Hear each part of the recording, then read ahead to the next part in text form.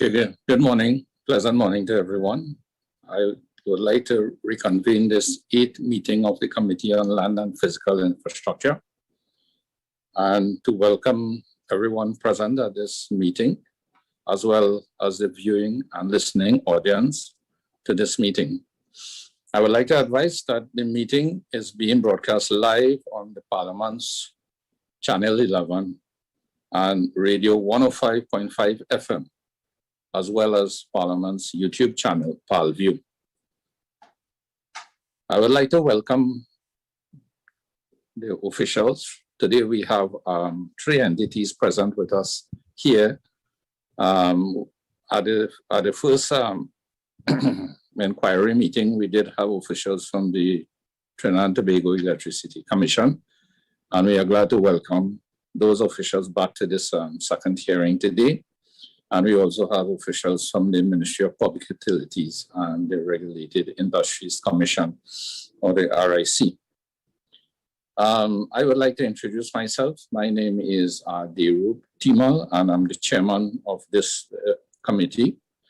And I would like to invite our committee members to introduce yourselves, please.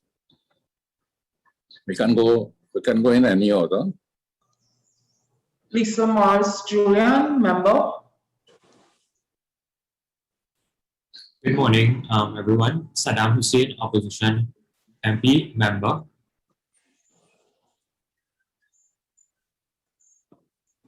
Morning, everyone. Kennedy Richards, member.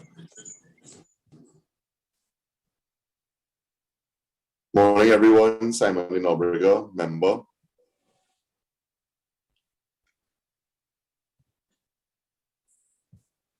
Good morning, Anil Roberts, member.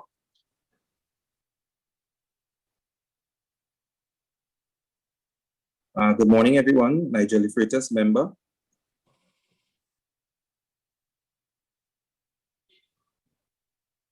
All right, so I think those are all the members present at this particular meeting have introduced themselves. And I will begin our meeting by announcing that the purpose of this meeting is to commence the committee's second public hearing pursuant to its inquiry into the management of T&TEC and related recommendations with representatives of T&TEC.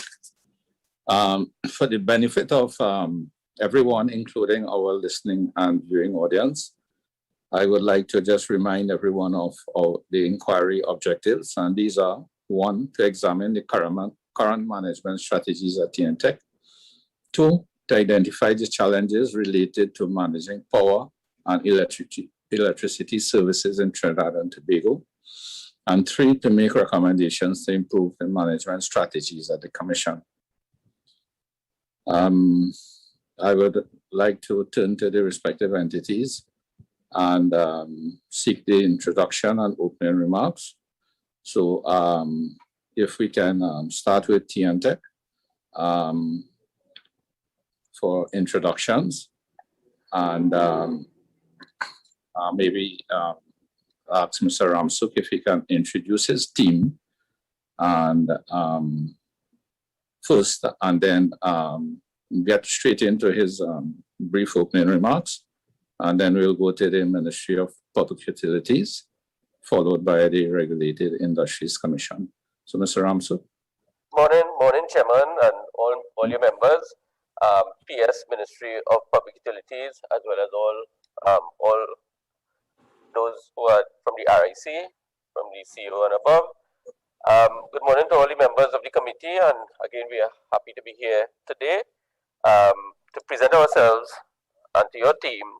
To endeavor to assist you with your endeavor to meet your mandate of understanding the workings of the organization, and of course to advocate possible ideas, solutions, anything that could give us, to assist us here at the Commission.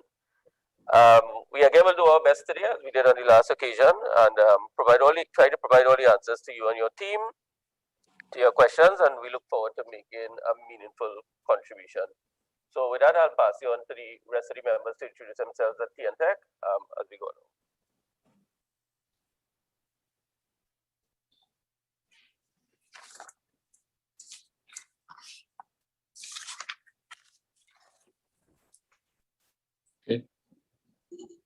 Would the other members please introduce yourselves? You can go in any order.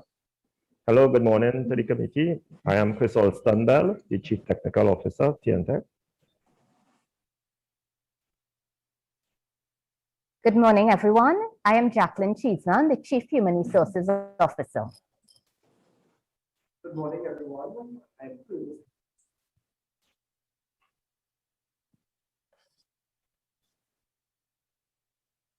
Good morning, everyone. I'm Neil Balgobin, Chief Financial Officer of T&TEC. Okay. Mr. Curvis Francois, I don't think you came across, your audio was a bit muted, but Mr. Curvis Francois, who's the Chief Operating Officer of the Commission, is also with us. Mr. Ramsuk, your opening remarks? Right, Chair. I sort of gave it at the beginning. Oh, you get it already? All right. I took advantage of the situation once I was able to do that. Yeah. All right. So, thank you. We go straight to the Ministry of Public Utilities. Morning, Chairman, committee members. I am Nicolette Duke, Acting Permanent Secretary of the Ministry of Public Utilities. I'll allow the other members of my team to introduce themselves, starting with the DPS, please. Good morning, Chairman and members. I am Beverly Khan, Deputy PS at the Ministry of Public Utilities. Good morning, Chairman and members. My name is Arlene Collins. I'm the Director, Economic Research Policy and Planning. Good morning, Chairman and members. My name is Gail Dulal. I am the Electricity Sector Specialist at the Ministry of Public Utilities. Thank you. Okay, thank you. So, Ms. Duke, would you just like to give us your brief opening remarks? Yes, thank you, Chairman. Good morning again, Chairman, members, Mr. Ramsuk, General Manager, Chairman of the RIC. Thank you for affording the Ministry of Public Utilities the opportunity to join this discussion as it relates to the management of T&TEC. At the ministry, our role is to provide strategic direction, governance, and oversight to enable the utility to positively contribute to enhancing the quality of life of the citizens, as well as the country's overall economic and social development through the provision of reliable electricity services. So we look forward to today's discussions and any recommendations that will enable us to further our efforts along with our key partners to meet this critical need of all citizens. Thank you. Okay, thank you very much, Ms. Duke. We'll move now to the Regulated Industries Commission. Good morning, Chairman and members. I am Dawn Callender, Chairman of the RIC since August 2019. I would ask the members of my team to introduce themselves. We start with our Executive Director, then our Deputy Executive Director, our Assistant Executive Director for Technical Services, and our Corporate Secretary.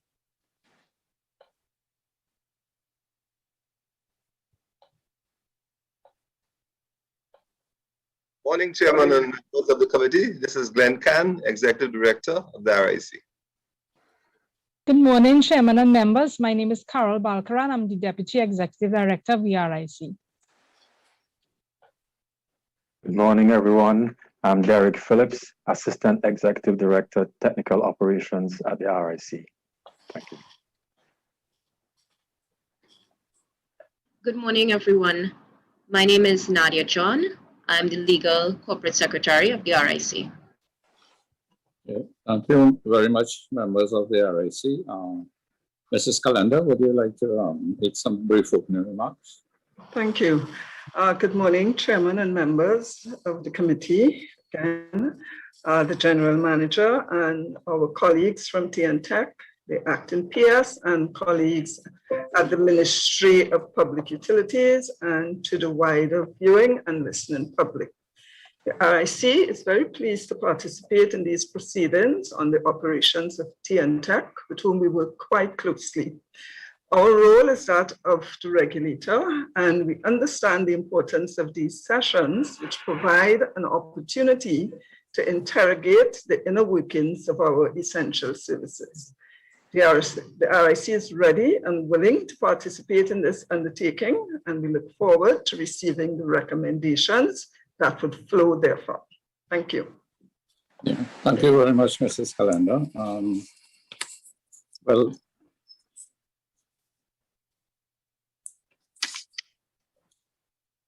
we will get straight into the questions to be posed by members.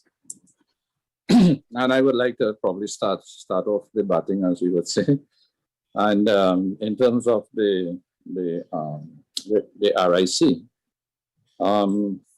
in response to your question, section 6.1, Roman J,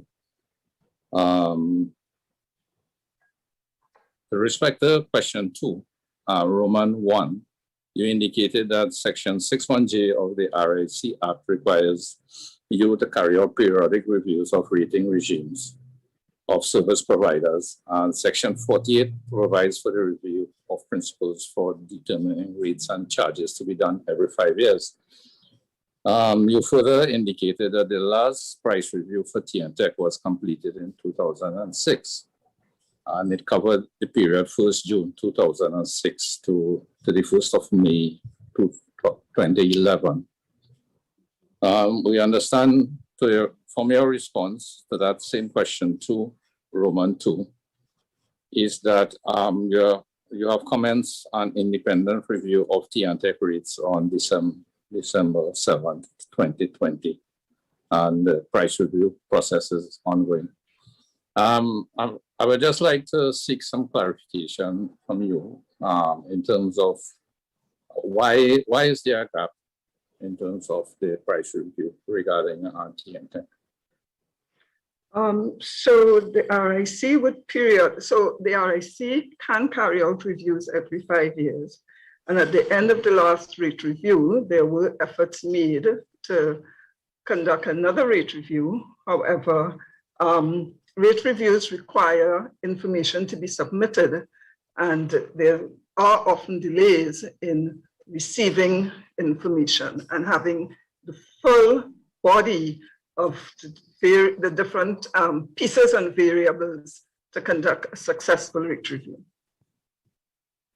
All right, so the gap that I'm talking about has come about because of reporting from T&TEC? Yes, we have not been able to receive from T&TEC all of the information required to conduct a rate review. All right, but in a case like that, within the powers of the RIC, is it that you are constrained by receiving this information from T&TEC? Or are you allowed certain powers under your commission so that the gap could be narrowed? We are allowed certain powers and certain discretions, but I think we are all aware that a rate review, the results of the rate review could be sensitive and could impact the lives of our citizens and businesses. So our preference would be to use actual data that we could explain and substantiate. Yes, we can make certain assumptions, but there is the theory that you put in uncertain information that the results will also be uncertain. So that has been the constraint that we have been managing by continuing to work with T&TEC to get to the place where we would get the actual and complete information. Okay, thank you. Member Saddam Hussein, could we go to you?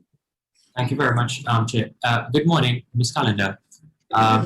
With respect to just following up on some questions asked by the chairman, when T&TEC submits this information to the RIC, how long after will the required report be generated to determine whether or not there should be a rate review? An increase or decrease in the rate? I don't suspect it will be a decrease, but an anticipated increase in electricity rates? Okay, so we try not to preempt the answer to the analysis we would do, and that's why we refer to it as a rate review.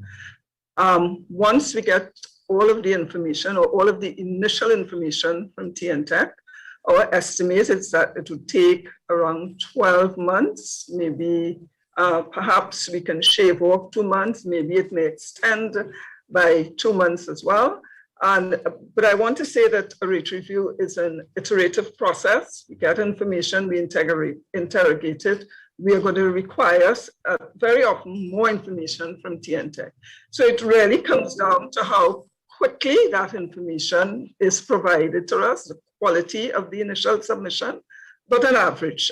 So we are targeting, let's say, a 12-month period to complete the rate review. And when RIC completes its rate review, and let's just, for assuming, let's just say that there's an increase, a recommendation is made for an increase in electricity rates. How long after will this increase take effect? So once the RIC, well, let me answer you in another way.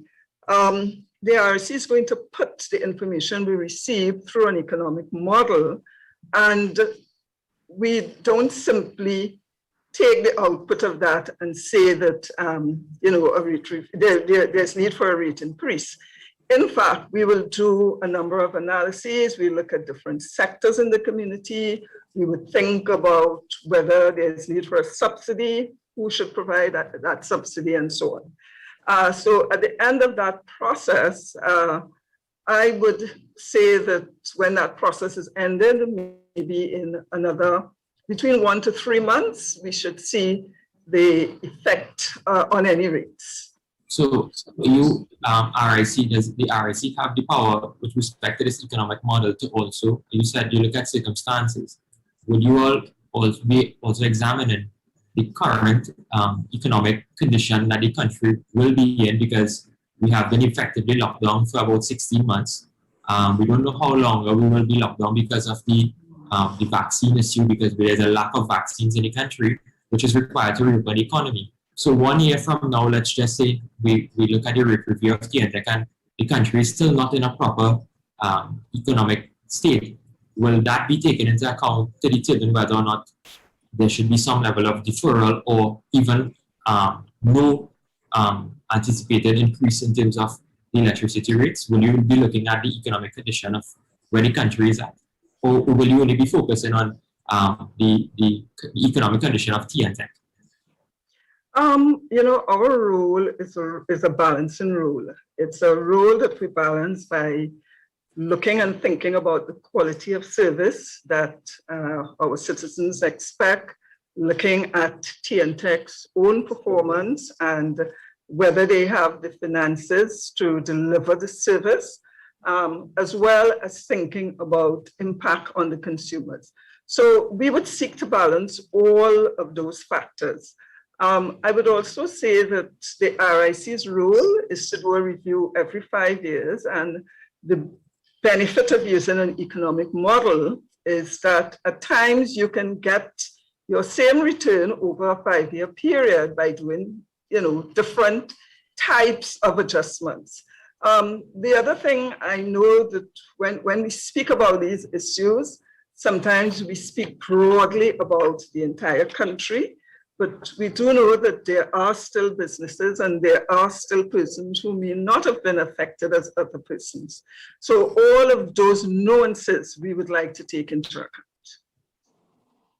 Thank you. Mr. Chair, if I could just jump in at this point quickly. So I've been listening to the line of questioning coming from MP Hussain. I just wanted to ask in relation to the rate review.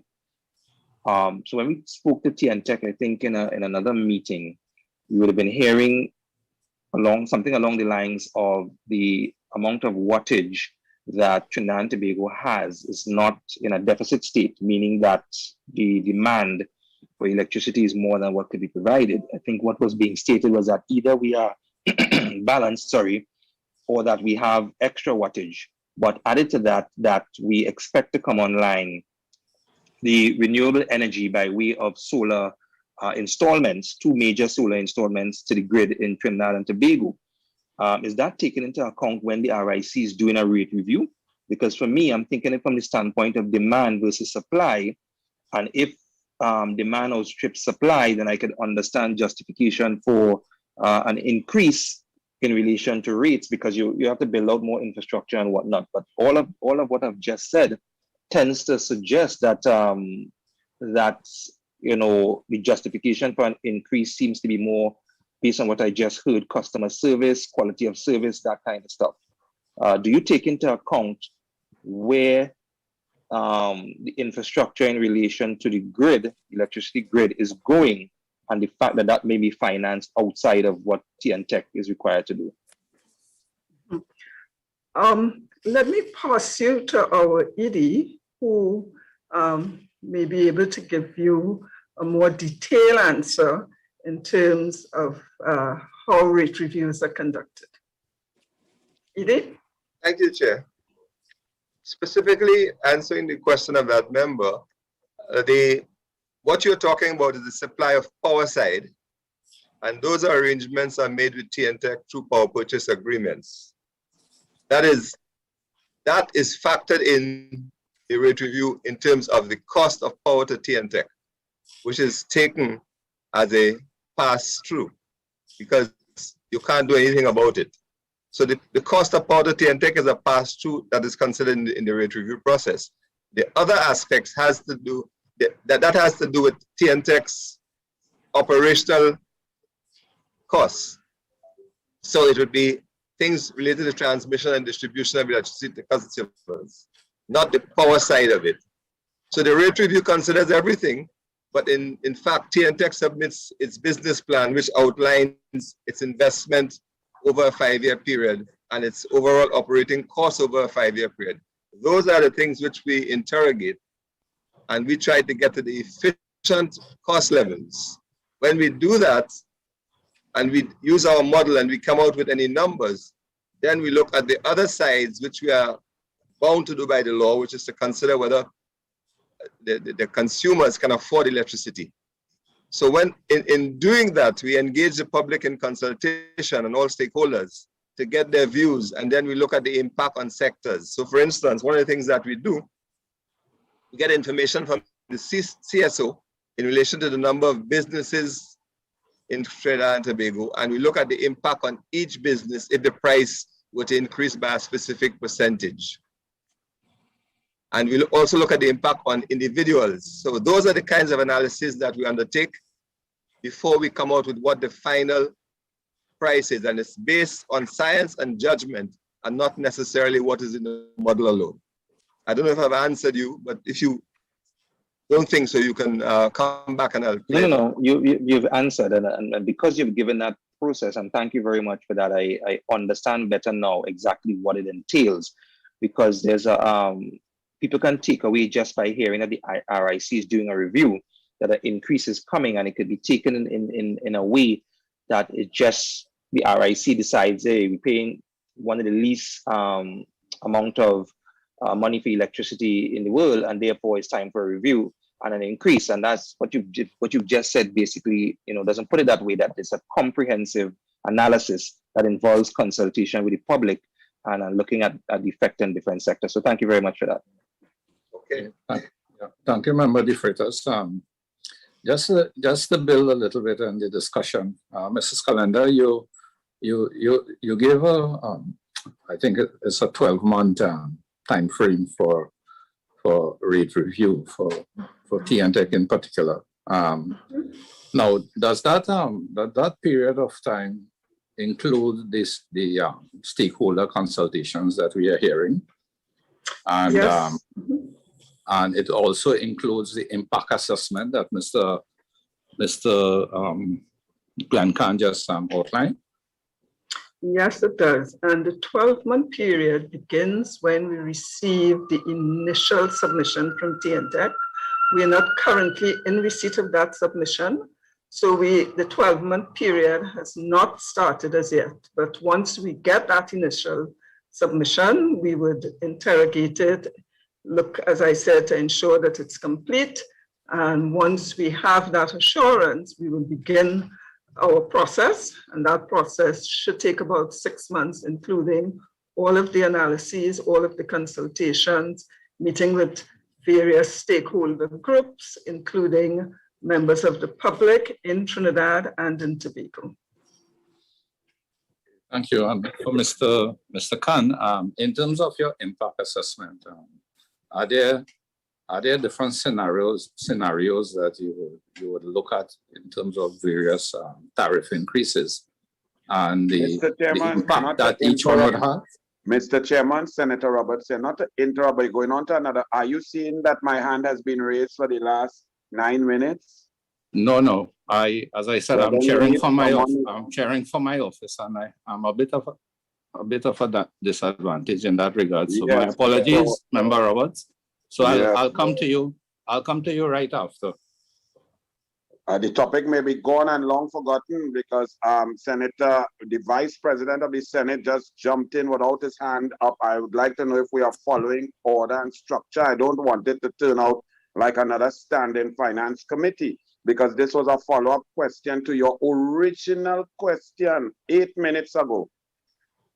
Okay, so I would just remind members, if we can just follow the protocol, that if you do have a question to ask, you please raise your hand. So, Member Roberts, I'll come to you afterwards. If you could just finish up on what I was asking Mr. Khan in terms of your impact assessment. What are the respective scenarios that you would use? Is it over a range of proposed increases? And what you recommend would be the one that would have not necessarily the least impact, but because it might be difficult to get a balance of it all. But what some of the guiding criteria that is used to arrive at your conclusions? Thank you, Chair. Now, it's important to note that our Act makes it a condition on the RIC to ensure the sustainability of the service provider, T&TEC. So whatever we do, and the rates that are finalized, those rates must ensure that T&TEC is in a good financial state. But at the same time, as you were talking about balance, we have to make sure that customers have the ability to pay the rates. So one of the things that we do is that we look at what is we call it a lifeline tariff, if you wish, which is to say, we sort of average the amount of electricity a household would require within a month. And we tend to use low-income households as the basis. So we look at that and we set that at the lowest possible rate. And anything above that level is when we start escalating the prices based on usage. So we look at different scenarios, as you said, yes, we do, and to see what impact there would be generally on users. But we try to keep the increase within a number which has been used by the World Bank, which is that electricity should not be more than, or should be less than 10% of the household disposable income. So those are the kind of things that we look at when we're considering the rates. Okay, thank you. Thank you, Mr. Khan. Member Roberts, the floor is all yours. Thank you, Mr. Chairman. You asked a question about the delay in information and data coming from T&TEC and whether the RIC has the power to demand the information. And if they do, what is that power and why wasn't that power utilized to get the information so that they could conduct their rate increase?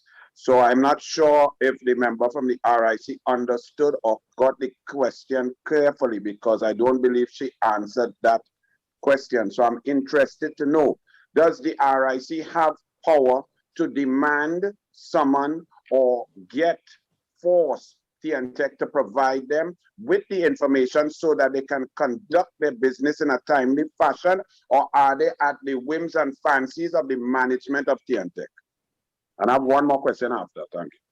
The RIC does not have the power to mandate or direct T&TEC to provide information. What the RIC is allowed to do is to make certain assumptions, but of course, there should be a limit to how assumptions are used. In other words, if you have a substantial amount of information, I think using, one or two sets of assumptions would be appropriate. If, on the other hand, we don't have a submission from T&TEC, it would almost be an exercise, if I could use this phrase, in fiction, in that we would now be making all of the assumptions for all of the inputs. And I think that would be unsatisfactory to all parties. Thank you very much. So I go to Mr. Ramsuk. Mr. Ramsuk, what was the reason for the delay in providing the data to the RIC? We do not need them making fictional or fantasy assessments. Why was something so critical with regards to income, revenue, expenditure, and the running of T&TECs where lots of jobs are now at risk? What was the delay in providing the RIC with the requisite data, Mr. Ramsuk? Morning members again. So the commission throughout this period would have completed the majority of its business plan. There's one particular item on the business plan that has to be ratified, and that once done will be added to the business plan for its submission to the RIC. That information requires a bit of internal stakeholders consultation, and that is still ongoing. So at this point in time, that is the situation here at T&TEC. Has this been the process for the last 40 years of T&TEC? And if it has been with stakeholder consultation, why is it delayed? Why is it late? Why is it tardy? And why can't the RIC get the information on time? So certainly it's not the last 40 years. I mean, you would have heard that the last review was in 2006, with up to 2012, with the last increase in 2009. No, sorry, sir, you didn't understand. The process right. In 2006 involved the same consultation, the same stakeholder. That's what I'm speaking about. The process has existed for decades. So why are you late? Right. So just to mention the process again. So as I indicated, within that period to now, of course, certain advocation would have taken place regards to what is happening internal to T&TEC in terms of our revenue and our expenditures. Having said that, as I indicated, we have since completed our business plan on the majority of occasions. There's one item that the commission requires to fully complete the process that requires interaction from internal stakeholders, and until such time, the commission is unable to move forward with this matter. Having said that, as I want to just add a point, there's always, with this whole issue of rates is a sensitive issue. It's a sensitive issue as mentioned by the chairman of the RIC, and therefore in time I would expect that once we get that details, the final details will be submitted to the RIC. Thank you, sir. You did not answer the question, but I will move on. I hope that you get the information to the RIC quickly. To the members of the RIC, is the RIC an independent organization and institution? Yes, we are. Okay. So we have heard from the government of Trinidad and Tobago now that the rates in Trinidad and Tobago are exceedingly low, and their position is that they must be increased because we cannot take advantage of our gas subsidy and our being born here and being blessed with natural resources. Does the RIC have to follow this government position? Do you take it on board, or do you formulate your own concepts from your consultation independently? So we will formulate our own positions. We will also do a lot of benchmarking, international benchmarks. So we would look at our other jurisdictions, we would look at regional jurisdictions, we would look at international jurisdictions, and actually looking at them from two perspectives.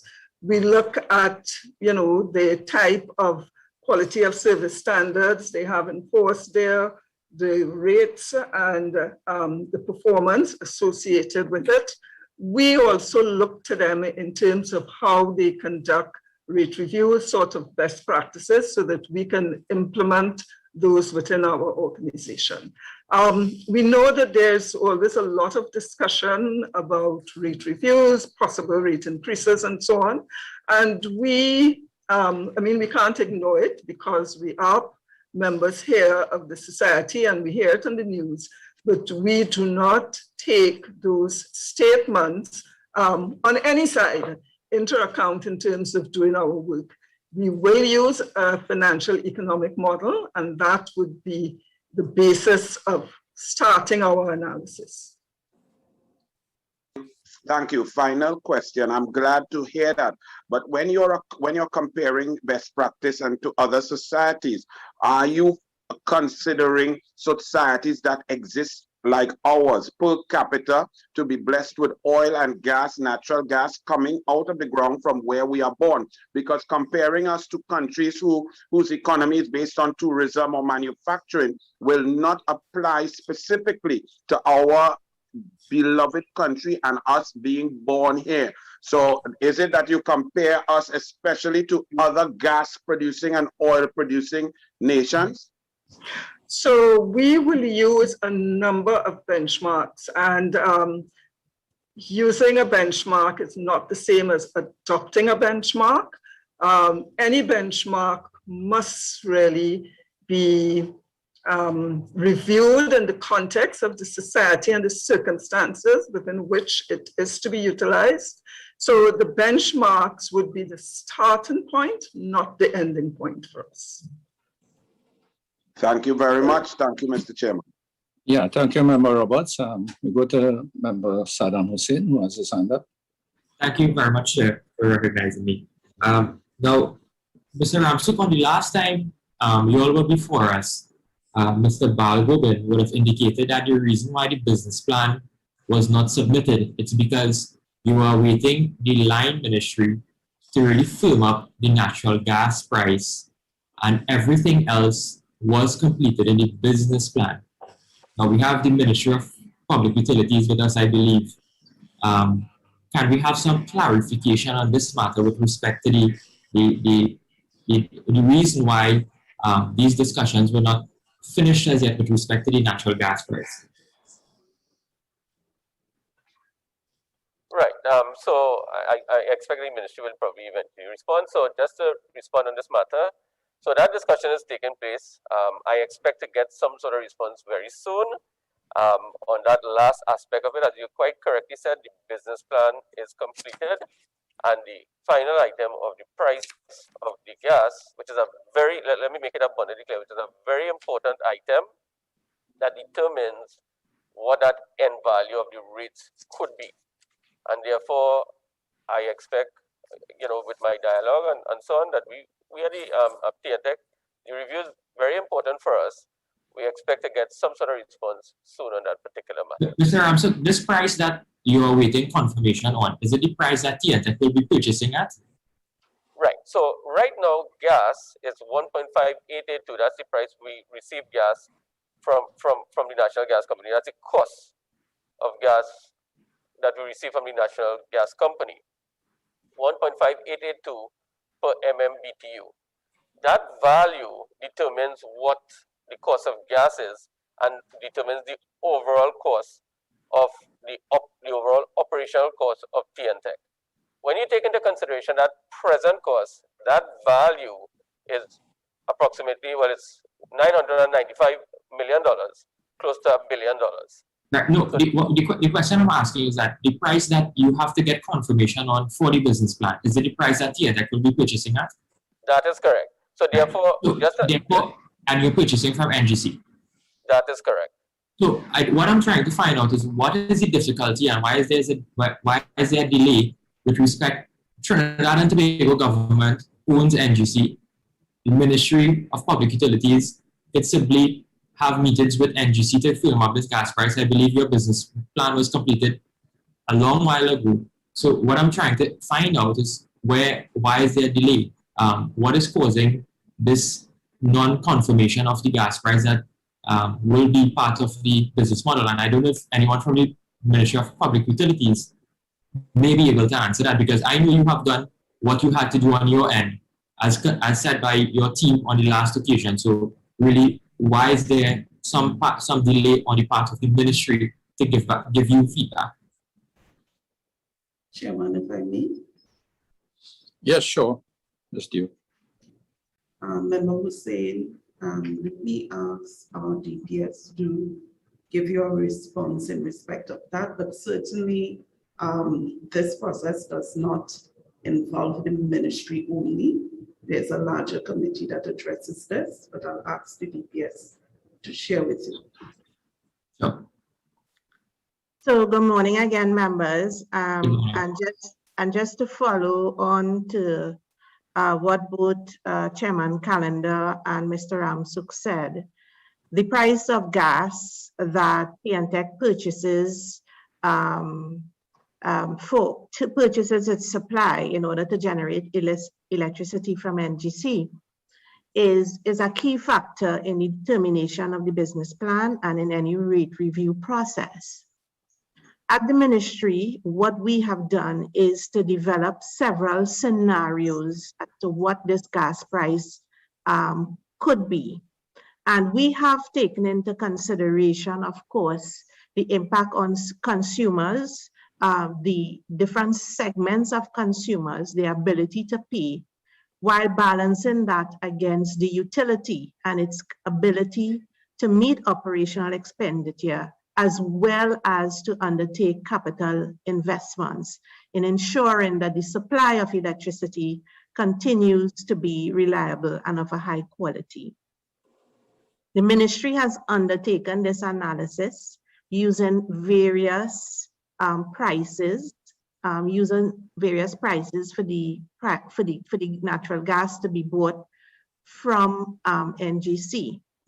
And the matter is now before all the scenarios and all the implications and impact on the various objectives and elements that I spoke to is now before the Energy Subcommittee of the Cabinet. We expect that we will have a decision very shortly on the matter of the preferred price at which NGC will sell the gas to T&TEC to generate electricity in the country. Can you give us, we're looking at timeline, when were all these possible scenarios submitted for the subcommittee of cabinet to be considered? How long ago?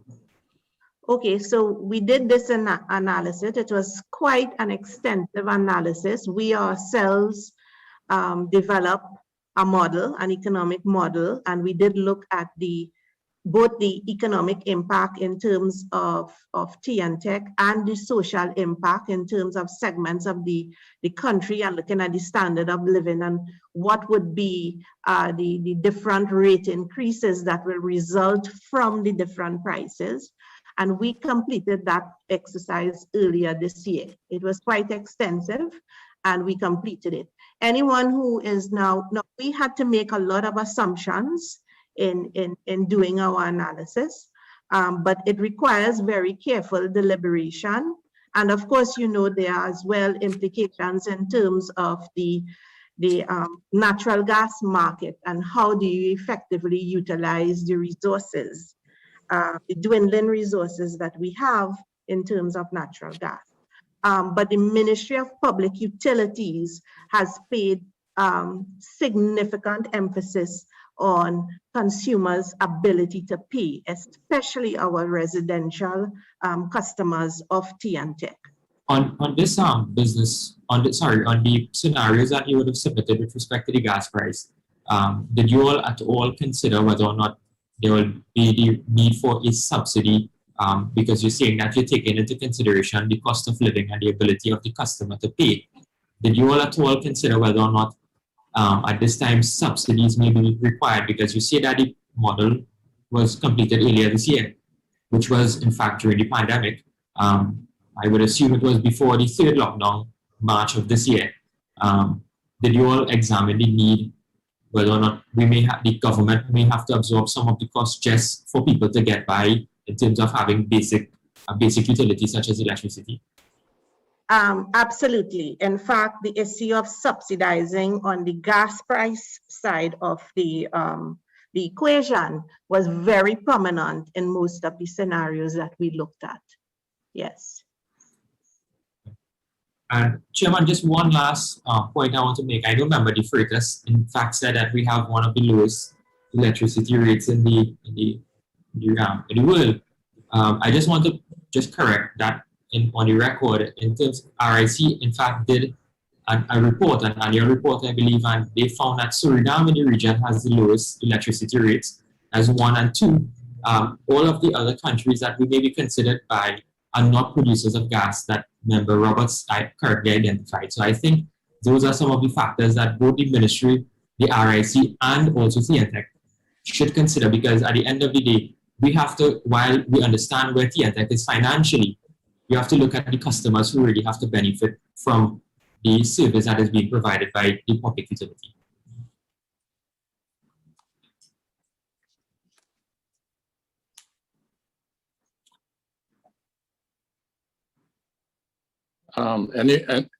Is there any response? Any response on that from the RIC? That the observation?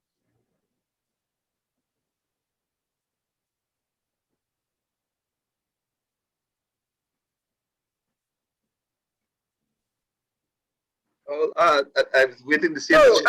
Yes. Chairman is up. Yes, I think I could only repeat what I told the other member previously, that looking at benchmarks, we really look far and wide. In fact, I would say recently we did some research work here at the RIC. We considered not only regional information, we went as far as Singapore, we looked at what's happening in Europe, we looked at different types of economies and so on. And we will use that same methodology when we get the initial output of our financial model. We will look far and wide at different types of environments, different types of economies, and benchmarking always requires not just that you adopt it, but you vary it for your individual circumstances. And that's what we will do. If I may respond shortly to that. Chairman Calendar, I know that you would have said that you did the extensive research with looking at other economies. But when I looked at your last report, you only compared Trinidad and Tobago to Aruba, the Bahamas, Barbados, Belize, Cayman Islands, Jamaica, and Suriname. So I hope probably in the next report that for public consumption that we also get those comparisons with those other economies that you would have outlined, especially those who are also producers of natural gas, to see how those countries would have treated with the price of gas and the impact on the rates of electricity.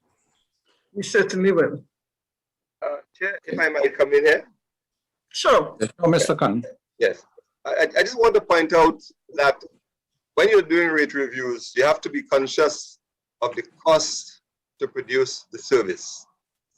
Generally, we request the utility to provide a cost of service study, which gives you an idea of how much it's costing them to supply the service to customers. What we are doing in our analysis is trying to come to the efficient costs of providing that service. So they might say it costs them 100. What we are trying to determine is what is the efficient cost, whether that is 75, 60. I just use a number, so don't stick on the number, right? So we are trying to figure out what is the efficient cost of providing that service. And the benchmarking is to look at similar size utilities to see what costs they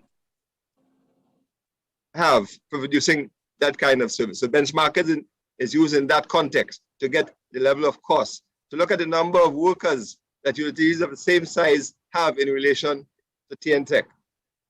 How many people are in a crew that go out and do repairs in relation to T&TEC?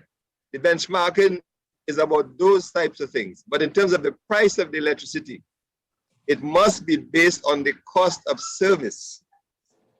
And anything to do with subsidies is strictly falls with the government, not with the RIC. So those are the kinds of things that you need to note. I'll stop there for the moment. Okay, thank you, Mr. Khan. I see Member Roberts, you have your hand up. Mr. Khan, isn't the cost of gas to produce electricity the #1 cost over and above the amount of men on a crew, the amount of diesel you put in a truck? Isn't the main factor impacting the cost of providing electricity the cost of natural gas? Member, I see that you're well informed. It is true.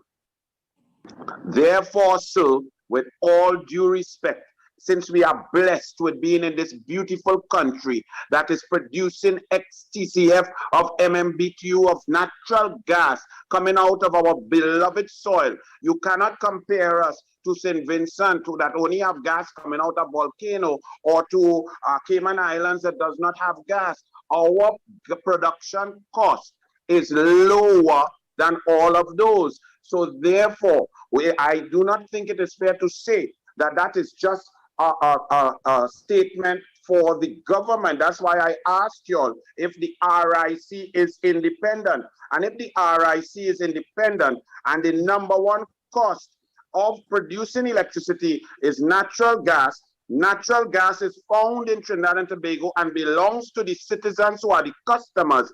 Therefore, the RIC must formulate its cost specifically to being a citizen of Trinidad and Tobago, and I don't want to hear about Jamaica, Virgin Islands, and BVI.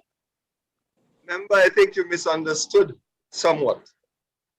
Earlier, I said that the price that the power that T&TEC purchases from the generators is a pass-through in the cost.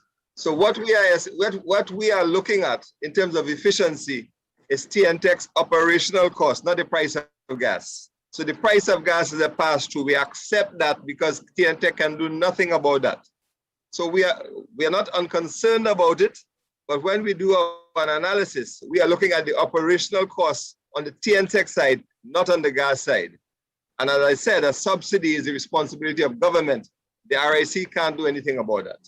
No, I accept that totally. But when the government is making policy and the RIC is independent and the government is making claims and statements that we utilize electricity inefficiently in my home because we get it too cheaply because we have natural gas, I am asking you as the RIC if this policy position of the government is going to impact your recommendations of pricing as an independent organization. Now, if the government passes it on to you and says, we are going to charge you all X amount, double, triple for the gas, there is nothing that the RIC can do. But the government will pay politically for that. But this is why we need clarification for the population. They are not too sure about this process, while you may be, they are not.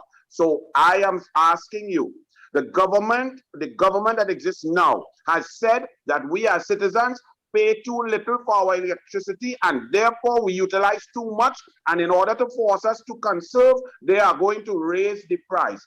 Is that the only way they can raise the price is through the RIC? The RIC is independent. How is their policy position going to impact your rate recommendation? Chair, would you want me to respond? Or? Yeah, well, yeah, Mr. Khan, yeah, Member Roberts, we have really discussed this aspect. Mr. Chairman, we have given a member, I agree, Member Roberts, but could I finish what I was saying? Yeah, but you could let him answer.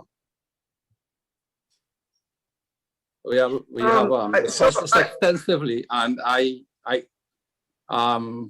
hope we are not badgering, putting the RIC into a position where they are being badgered into answering something that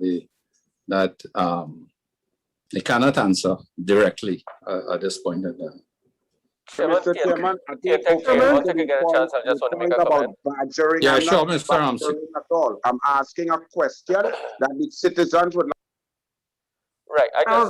Can I just maybe just directly just respond? Senator Roberts, some of the information that you're describing as policy information, they're not really policy information. So for example, we can look at the cost of electricity in different locations and the different scenarios and position where Trinidad and Tobago will fall. That is factual information, and that is not a policy, and that's not a policy decision. I think at the end of the day, what we want to ensure is that the service continues to be acceptable and that we provide a reasonable return for the service provider. And that is the information that we will use. The price at which the gas is provided to T&TEC, we are unable to influence that. And as a matter of fact, we're going to take the information as given to us from T&TEC and begin our analysis there. And the outcome would be what it is until we then refine it, looking at all of the different economic and other impact assessments that would have been described earlier. Thank you, Mrs. Calendar. Before we move to Member Maurice Julian, who has a hand up, I would allow Mr. Ramsuk to make his contribution. So, Chairman, I just want to clarify and point out one issue. So, at this point in time, if we were to have no subsidy on the gas, the rates would have to be reset at 9 US cents per kilowatt hour. So it gives you an idea of the business operation and how the operational cost is taking place. So with zero subsidies, you refer to 9 cents. I know we spoke about Suriname, and they are also being subsidized at this point in time. So I want to mention 2 points. So at 9 cents, if you look at any jurisdiction with any unsubsidized rates, they will start you off at 12 cents. So if you use that to guide you in terms of the utility and its operation, that would be one factor. One other factor to look at. T&TEC at this point in time is suffering a loss of $1.1 billion. That we are unable to pay for the gas to the National Gas Company, even at the subsidized rates. The subsidized rates is 1/2 of what the value of the gas is on the open market. So at the subsidized rate of $1.5882 US dollars per MMBTU, T&TEC is still unable to meet its commitment to even pay at that unsubsidized rate. So it gives you so at this point in time, even to bridge that gap, to even pay the unsubsidized rate, right, has created a shortfall of $1.1 billion annually to T&TEC. So I just wanted to mention that point. So, thank you, Mr. Chairman. Mr. Chairman, thank you. I know you all would like to mute and so on and control, but I would like to thank Mr. Ramsuk for his answer and for the answers. It can show that the population, this is not badgering, the population can now look forward to vast increases in their electricity. This is going to be pain for the citizens, and it's not badgering, it's very important. So thank you, Mr. Ramsuk. When they remove the subsidy and go up to 9 cents US and 12 cents, we can envisage a doubling or a tripling of our electricity bill, and the people would like to know that, that's all. Yeah, Member Roberts, so thank you for your contribution, and let me assure you, as chairman of this meeting, I am not muting and I'm not controlling any contributions here today. The floor is wide open. The system we have, your hand is up. You're allowed to make a contribution. But I think in treating with our, who is appearing before this commission here today, that we also, maybe the way you are asking is probably giving the wrong impression, maybe.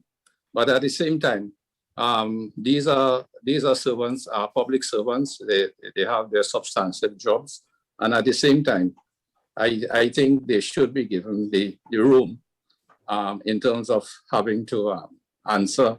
And I'm sure that in all of the answers, they are trying their best and they are being genuine in their responses. So it's just a two-way. It's just a two-way extension of Mr. Roberts. I have no problem with the answers being given. And they are I am not good answers. They are fantastic. So right, I don't see the problem. And just to re-emphasize the point, I am not muting or controlling anybody in this meeting. So we move to Member Morris. Not you, Mr. Morris Chairman. Julian. Thank you, Mr. Chairman. I really appreciate the opportunity to finally speak. Mr. Chairman, through you, I have a question directed to the RIC. I'm extremely interested in your public outreach. That being, I've noticed that many of my constituents do not seem to understand the role of the RIC. And they would come to their MP for me to write to the RIC on their behalf, believing it's some sort of magic trick that will help them with regards to their bills. So what I'm asking, what is your communications plan? What is your public outreach? Is there anything that you'll be doing differently? Because I must admit that T&TEC has improved tremendously with regards to their outreach, especially during this pandemic. So things are being made easier, especially for our senior citizens, but I would like to know about the RIC because it's an important body and I know people want to know more. Thank you, Mr. Chairman. Just one point to note before RIC answers. Just to be clear, I know this is an inquiry into the management of T&TEC and related recommendations.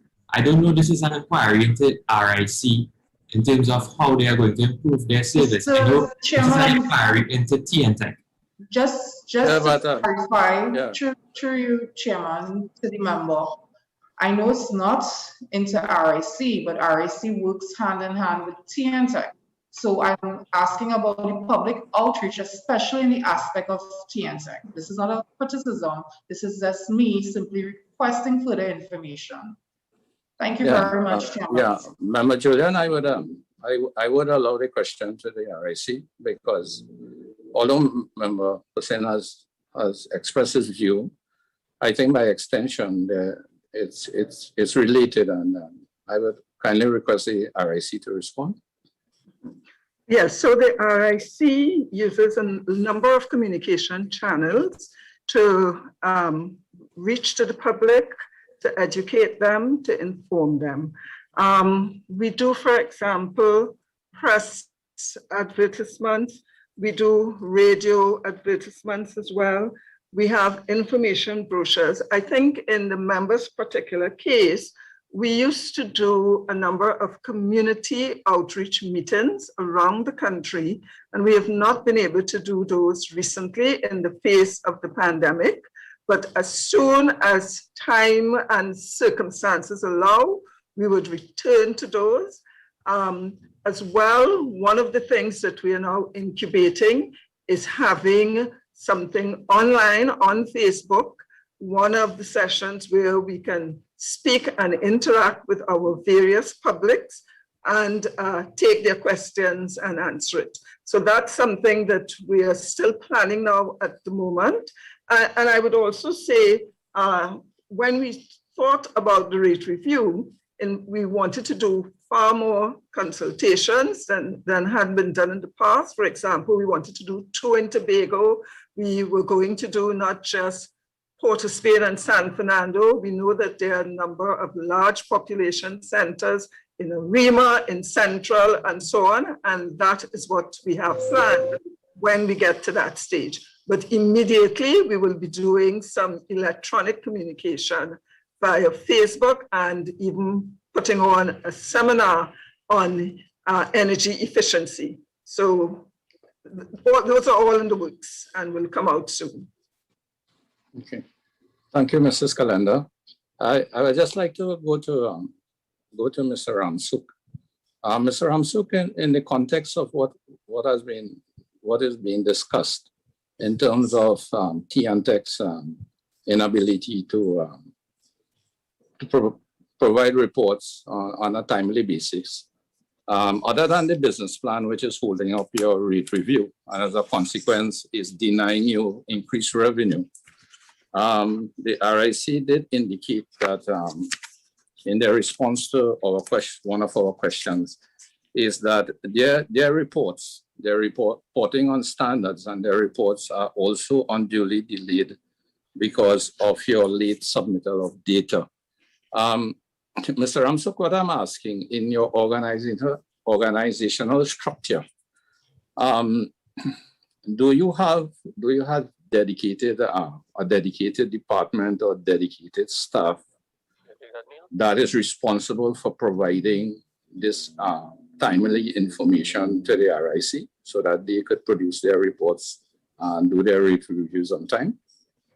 Right, that is correct, but I'll put you on to the Chief Financial Officer. The department falls under him, and there's a specific department that is responsible for that aspect of the function. Mr. Bhagavan? Yeah, good day. So there's a department, a small department in T&TEC that interacts exclusively with the RIC. As far as I'm aware, the reporting between the department and the RIC is mostly up to date.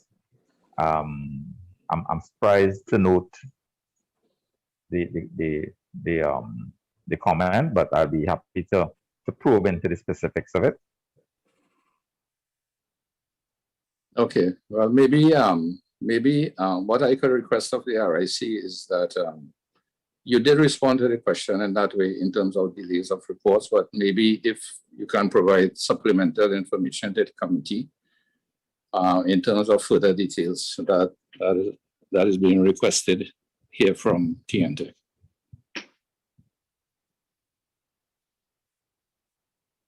Okay. I would like to go to the Ministry of Public Utilities.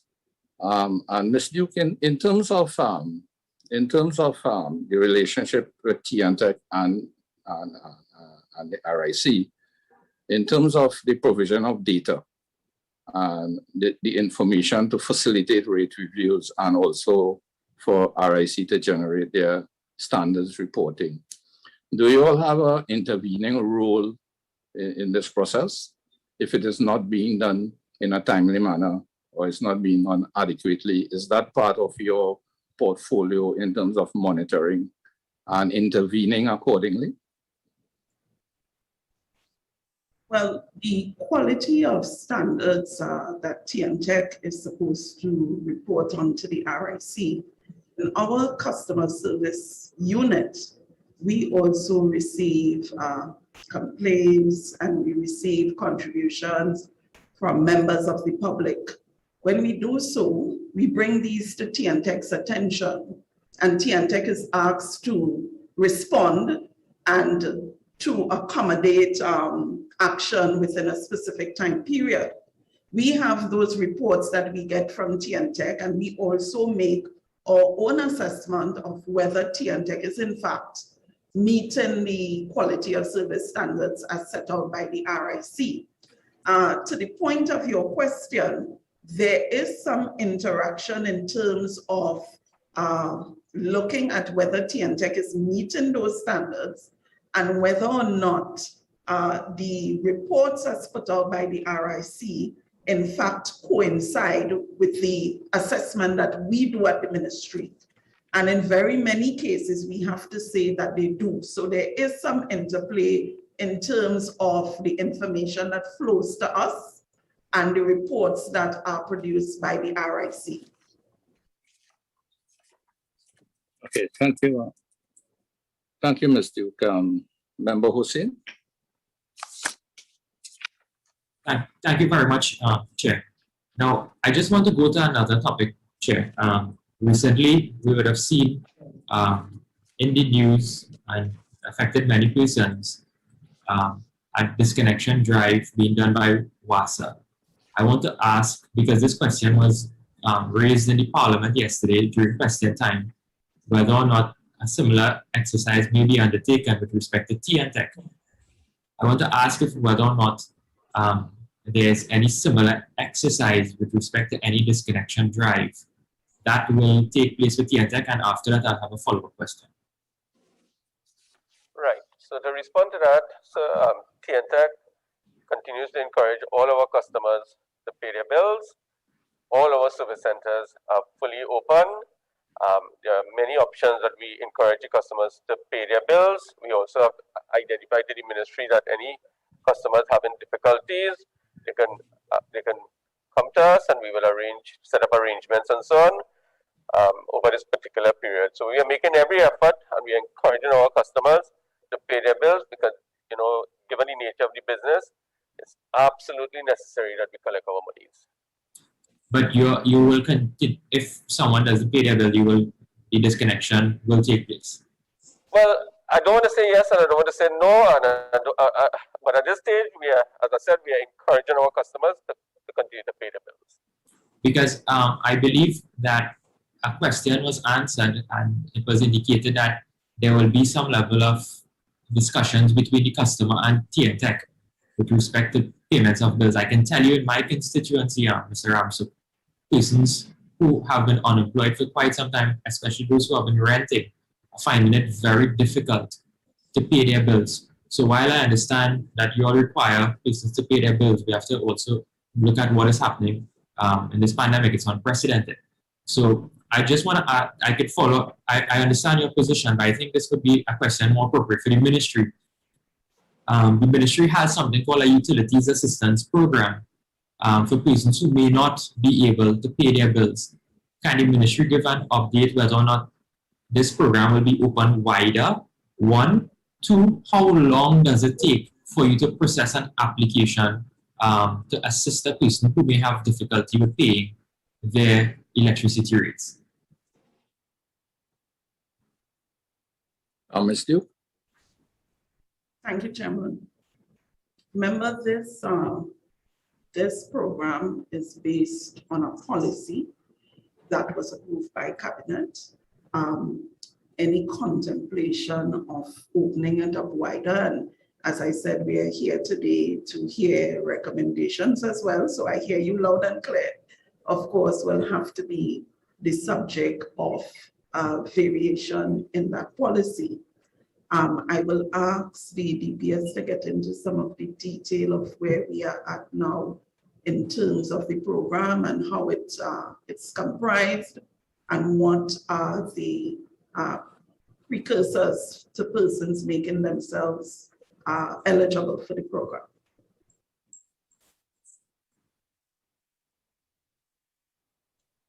Okay, thank you, PS. So the Utilities Assistance Program has several components. As member indicated, there's the opportunity to get a reduction on both your electricity and your T&TEC bill. That is one component. And then there are other components related to water tank assistance and solar panel assistance. So that anyone making an income that is below $5,000 can apply to the Utilities Assistance Program. There's a form that is that you have to fill out and submit to the ministry. The ministry has a process whereby we will have to verify the information, of course, that is presented to us. And then, of course, we do our own assessment, and then that person is deemed either eligible or not eligible based on the verification process to be able to access the program. In respect of the electricity bill, it's a maximum of $1,200 per annum that can be accessed. And in respect of WASA, it is the water sector, it is $200.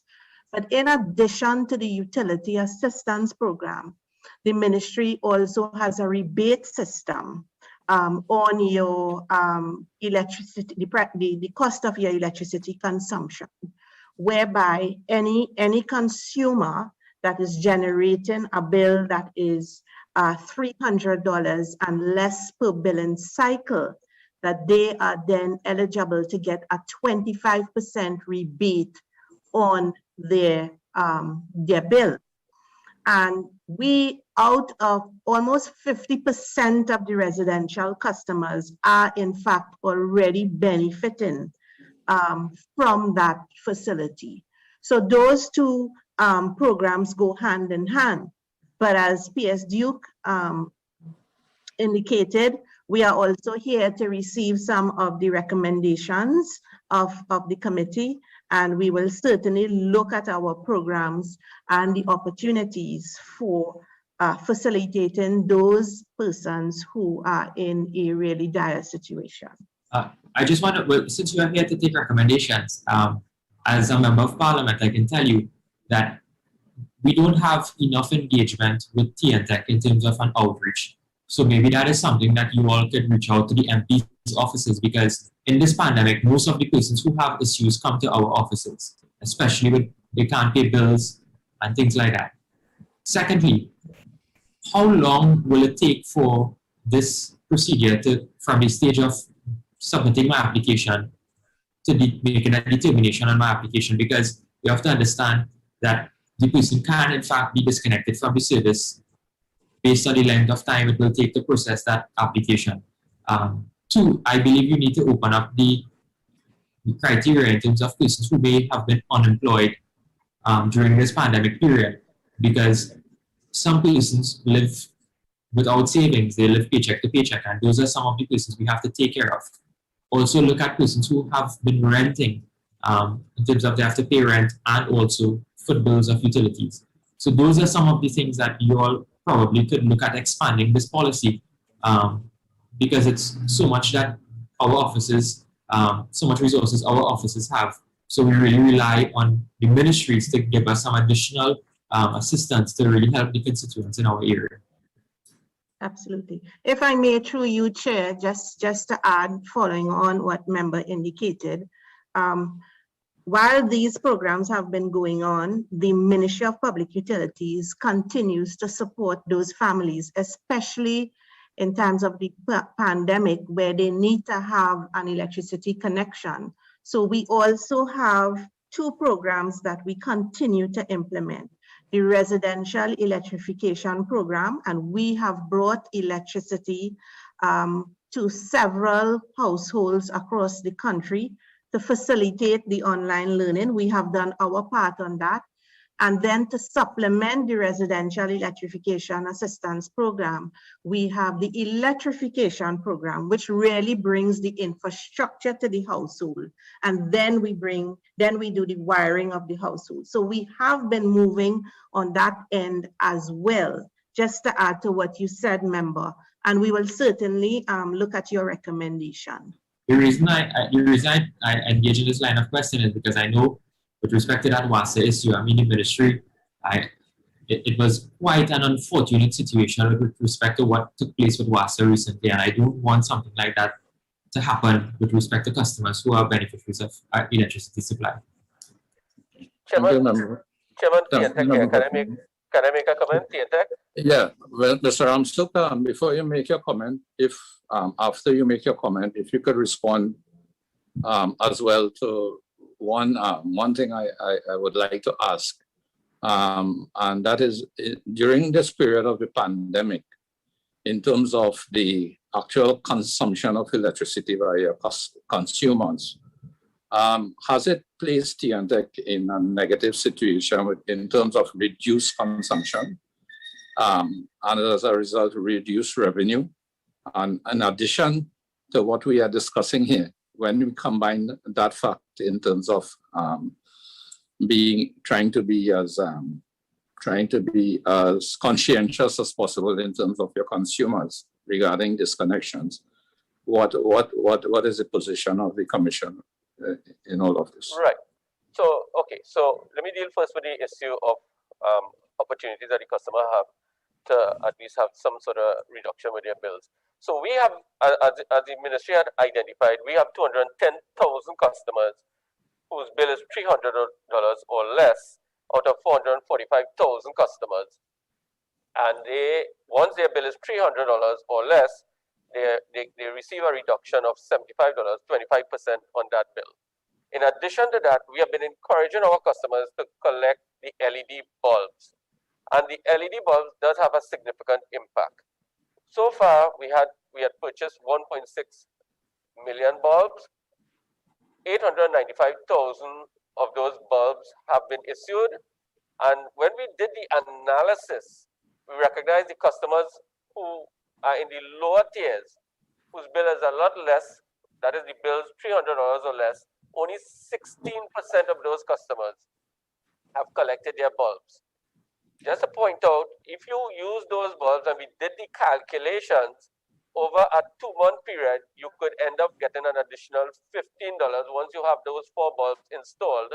Depending on how you consume in terms of your lighting, you could end up getting an additional reduction of $15 based on your kilowatt hour consumption will be further reduced once those bulbs are installed.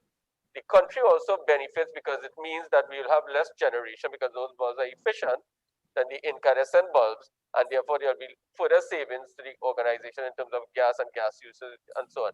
So we want to encourage our customers, and as I said, we observe those in the lower tiers have not been collecting those bulbs, and so far only 16% of the bulbs have been issued in that category. So that's one point. On the issue of the pandemic, certainly, so we have been getting in terms of our actual consumption, we have observed a significant reduction in kilowatt hours, and in addition to that, we have observed a number of customers. In fact, I would say over the last month, I would have signed roughly about 30 applications for reduction in reserve capacity. That is impacting on the cost to do business. But certainly once they apply and we do the analysis, a lot of customers are migrating from industrial to commercial and even lower rates. So we are seeing that impact arising out of this period because you have a number of businesses that are not operating, and we did see an increase in the domestic, and that's because people are more home. But when you do the overall analysis, we saw a significant reduction in the kilowatt hour consumption over this last period. Yeah, thank you, Mr. Ramsuk. I really hope our listening and viewing audience have heard you very clearly about the use of the LED, and it would encourage them to really take advantage of what is being offered, since it would impact significantly on the rates that they have to pay. Member Roberts has had his hands up for a little while, so I'd like to ask him to take the floor. Thank you, Mr. Chairman. Mr. Ramsuk, to follow up on Saddam Hussein, MP Saddam Hussein's question, it appears on bill collection that T&TEC has not received any clear pandemic policy from the cabinet or the line ministry of the government of Trinidad and Tobago to cease and desist on disconnections during this lockdown, shutdown, and broke-down SOE period. Am I correct in understanding that from your answer that you have received no clear guidance from the cabinet during this specific lockdown period where people cannot work to cease and desist from disconnection, and it's left up to T&TEC's normal policy and discretion? No, sir, we have received guidelines from the Ministry of Public Utilities, and as I've indicated again, we are encouraging customers to pay their bills. We don't disconnect for first bill, so after 4 months, the second bill, right, when we send to customers, we do encourage them. At this point in time, you would have observed that we are conducting our business in the manner where you have had no complaints of that nature. So at this stage, again, I say we are encouraging our customers. All our service centers are open. All the avenues to pay bills are there, and we continue to encourage our customers because for the running of the business, it's absolutely important that we collect our revenues because we have a number of commitments. So I want to repeat that again based on what I had said before. So I'm trying to get clarity. Have you received direction or directive due to this specific pandemic lockdown where people are not working to cease and desist from disconnections? I'm not getting that clear. I'm hearing that you will try and it may get a little extension. Disconnections may go and you're encouraged. So as indicated, dialogue has taken place with the Ministry of Public Utilities. We continue to encourage our customers to pay their bills. Thank you, sir. I've gotten an answer from your non-answer. Okay, thank you. Okay, thank you, Member Roberts and Mr. Ramsuk. I'd like to go to the Ministry of Public Utilities. Come back to the Ministry of Public Utilities. Ms. Duke, T&TEC has indicated to us that there are certain proposed legislative amendments that have been submitted to the ministry for your consideration. I'm just asking in terms of the status of these proposed legislative amendments, where you are with them.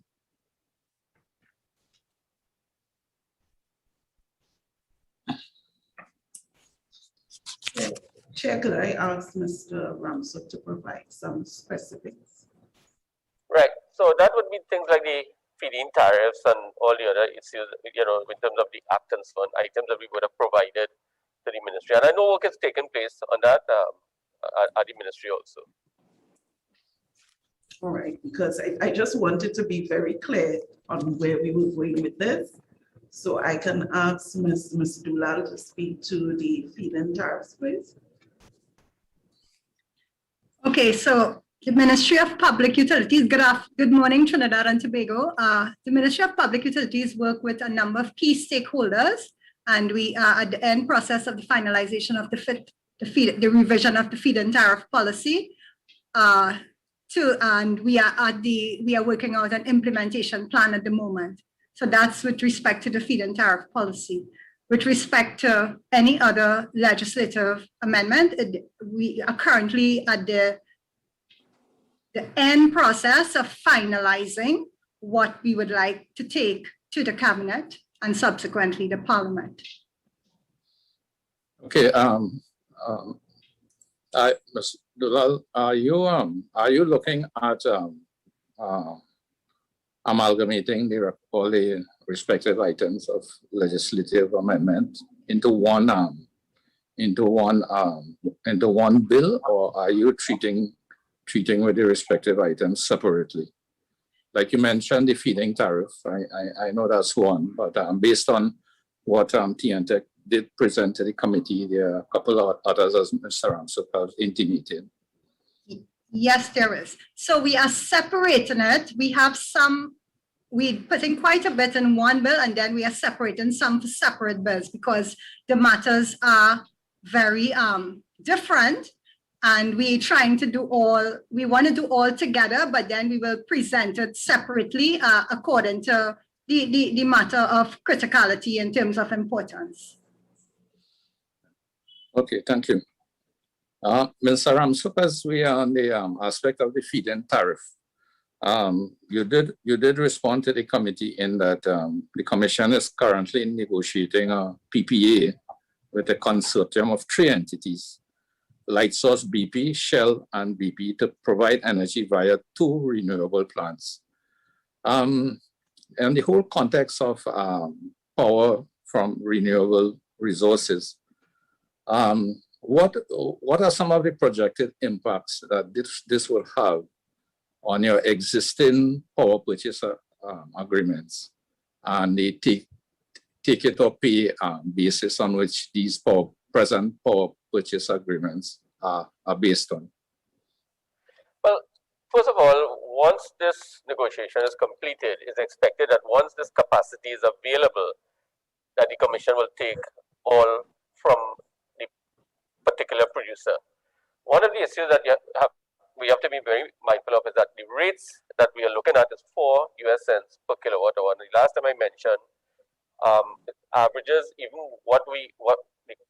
our present rates in terms of generation averages about 4.7 cents in that vicinity. And if you unsubsidize the gas, 5.9 cents. So certainly at 4 cents, you are in a better position in terms of the rates for getting capacity. So it will not impact as significantly on the PPAs because we want to encourage, when we did the analysis and we looked at that full capacity coming onto the grid, while on the last occasion I mentioned it's non-dispatchable, it will redound to significant gas savings at the end of the day once we could get that capacity on the grid based on the rates that we are getting the capacity at. So in other words, once that capacity goes on the grid and we whenever it's available, because as I indicated, these plants are about 28% efficient because it's non-dispatchable. Once it's available and you do the kilowatt hour calculations, it will show that savings on the gas it will surpass that savings on the gas and create some significant savings once we can get the full capacity on the grid. Okay. So it will Thank literally you. pay for itself. Okay, thank you. Member Roberts, I noticed you have your hand up. Member Roberts? No, sir. No, sir. My hand is not up. It should come down. All right. Sorry about that. Yeah, Mr. Hussein? Member Hussein?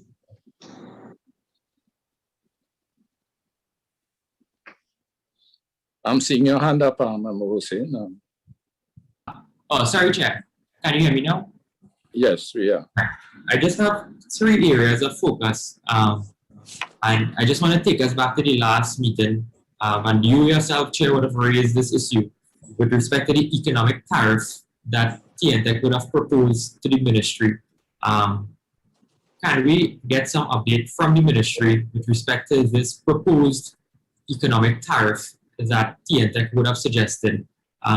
Based on the last indication, it was something in the concept of the ministry helping T&TEC to absorb some of the operational costs, if I'm not mistaken, based on the answer that was given by Mr. Balgobin.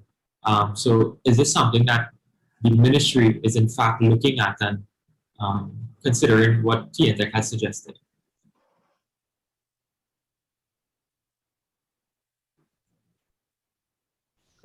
I just want to be clear. You said economic tariffs. So could I ask Mr. Balgobin to just clarify? Mr. Balgobin?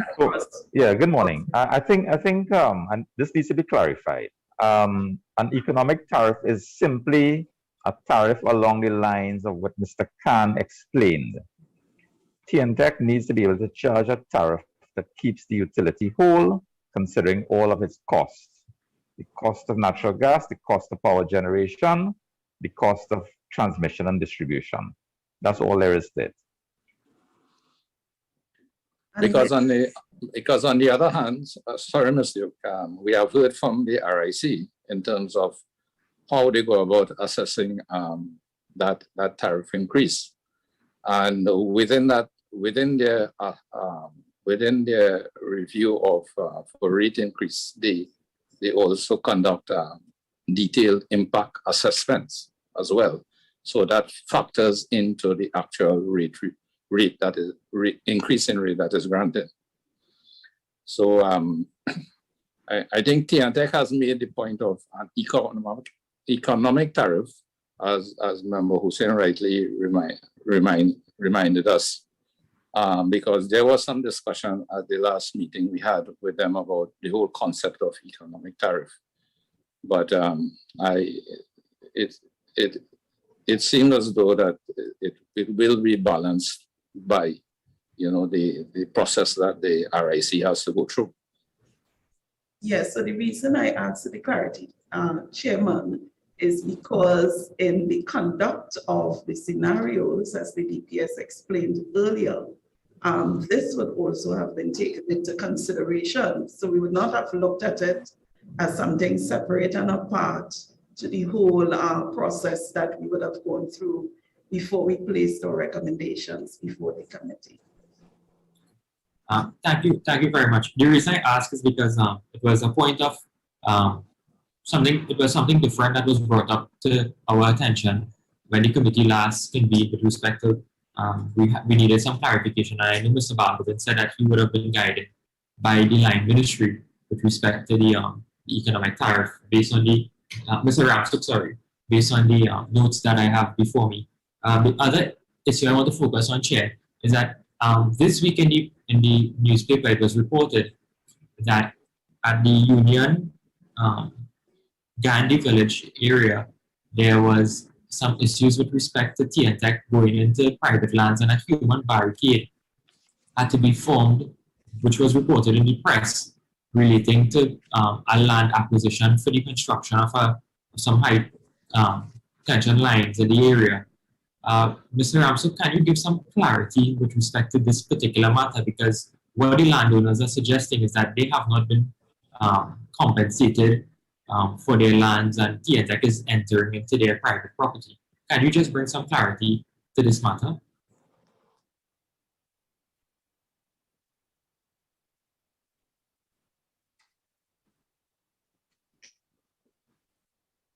Mr. Ramsuk, are you there? Sorry, my apologies. I was still remain muted. At this stage, while this project would have been in the making for quite some time, the Commission has now reached a stage where it is actually starting the physical work for the construction of what we call the Union Gandhi 220 kV line. This line is absolutely critical for the country's needs in terms of electricity. We have only one line that leaves the TGU substation and supplies capacity onto the grid. And that circuit, one major line, and that circuit needs urgent maintenance. It's over 10 years old and it needs urgent maintenance. For us to do that, that second line has to be completed urgently. That line that exists right now supplies half of the country's load under normal condition, and under off-peak condition could reach as far as 75–70% of the country's load. Having said that, the work has started in terms of the actual construction of the line. The Commission went through its processes. The Commission would have served Section 37 that allows us to go in. We have identified a clear route, and we did in fact serve our Section 37 that allows us to start the process. In parallel to that, and separate to that, having said that, we are also having that separate dialogue with each of the residents with regards to any piece of land that we are accessing in terms of its acquisition. Having said that, we did offer, in the particular case, and I don't want to call names and location, we did offer a value for the particular piece of land. There was a misunderstanding. We have had further dialogue, and I want to make it clear, the Commission makes it very clear, we want to offer the fair price for the acquisition of these lands that we are in fact accessing. As I said though, having said that though, the process of the installation is very clear based on Section 37 of the Trinidad and Tobago Electricity Act. But in parallel to that, we are in discussions and we are offering in the cases where customers present themselves with the documents, payments for the particular piece of land. We did have some further dialogue. We feel that that particular matter has been resolved. I myself got directly involved. And today, as we speak, work is ongoing at that particular location. And the Commission expects to maintain its commitment. And I want to make this clear to all the residents who are listening there, to be fair to all the residents and to ensure that we follow the rules in terms of that discussion, in terms of their compensation and so on for the parcels of land. Once they provide the necessary ownership documents and so on. So we guarantee. So basically, we're saying that this matter has been resolved. The particular matter in question has been resolved. I don't know if others will turn up as we proceed with the job, right? But as they come up, we'll certainly have to deal with them on a case-by-case basis. The last question I have, Mr. Ramsuk, is that while you were discussing the issue of the LED bulbs, thank God for technology, someone actually sent me a message on my phone which says that some of the T&TEC outlets, I guess the service areas, they are not distributing LED light bulbs, and the excuse that we're getting is because of the pandemic, the increase in the number of cases. Do you have any reports of that? Because you have encouraged persons to use the LED bulbs, but some of the outlets are not distributing the bulbs because of because I guess they're using issues with respect to the pandemic in terms of the social distancing and limited interaction. All right, I'll let Mr. Francois, who that section falls clearly under, provide a response. Right, good morning again, everyone. Good morning. Right, so we have one or two service centers that we have converted into payment-only centers, such as Broadway Service Center in Port of Spain. And that one, customers are just going to pay, and therefore the collection will have to take place at other service centers in Port of Spain, such as St. James and the head office, Corner Park on Frederick Street. So that is the only thing. But yes, we are certainly encouraging customers to come in and collect their LED light bulbs. However, certainly we don't want to encourage too much congregation per se in terms of the pandemic we are currently going through. So, we want customers to come, obviously, and, to maintain social distancing and everything. But yes, it is available. How many stations are not distributing the bulbs, Mr. It might be just about a couple of them, but certainly we will. I think Rio Claro and Broadway Service Center, but everyone else should be distributing bulbs. Thank you. Thank you. Yeah, thanks, Member Hussein. You okay? Finished? Yeah, thank you very much. Yeah, for the time being. All right, so we go to Member Morris Julian, who has a hand up. Through you, Chairman, I just want to ask Mr. Dansuk a question. Mr. Dansuk, in the preamble with the members before, one member pointed out that there was a dip in his electricity and he expected that there would be an outage shortly.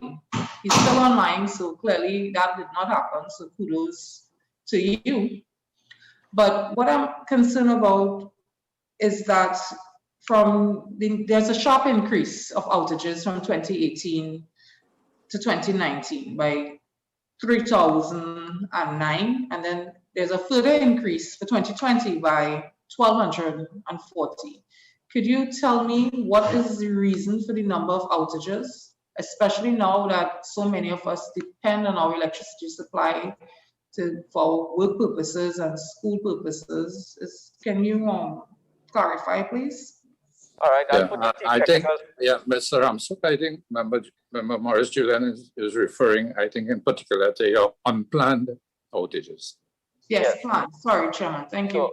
I'll put the Chief Technical Officer one time in his spot, let him take that responsibility, and he has to face the heat. So, Mr. Bell.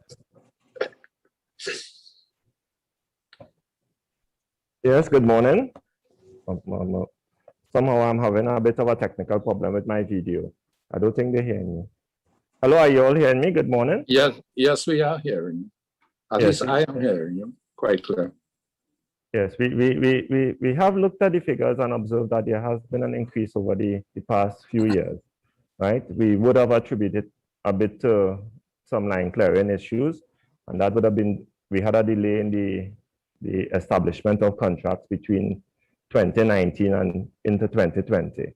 We have since had those contracts enforced late 2020, around September into October, and we are pushing with the drive to do that extensive line clearing so that we can reduce these outages. Another part of it is we are looking at using the technology out there to assist in the modernization of the grid. So you find that we'll be depending a bit more on those devices called the auto reclosures, and bringing in some additional ones to assist in the reduction of those sustained outages that customers are seeing. So we did see the increase, we have done the analysis, and we are putting some measures in place now to try to reduce those. So we are working on it. Just to go further, right, in reference to the planned outages from 2018 to 2020, right, there was a significant increase in the planned outages. Is there anything being put in place through you, Chairman, to deal with that in particular? And I'm not just talking about the trees. I know that, for example,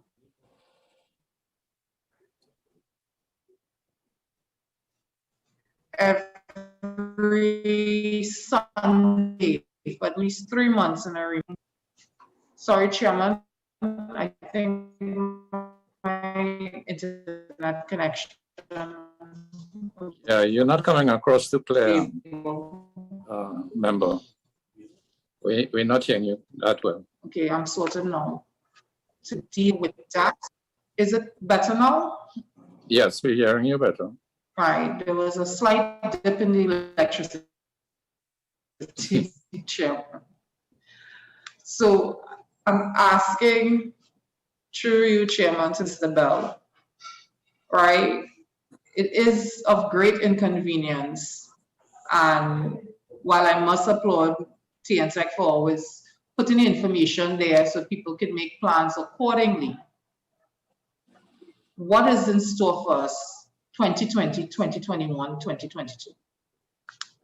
Right, so as we look forward into the future, you find that one of the measures that we are looking at closely is the increased use of hotline methods to do more work. So we are looking at increasing the number of hotline crews we have. So that would assist us in reducing the number of outages customers see in carrying out maintenance work. So that is one of the major areas that we are looking at.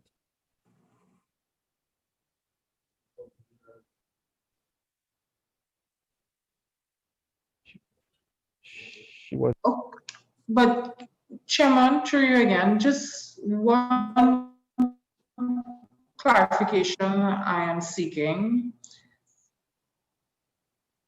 We spoke about the increases, but there was also a decrease from 14,000 in 2017 to 12,889 in 2018.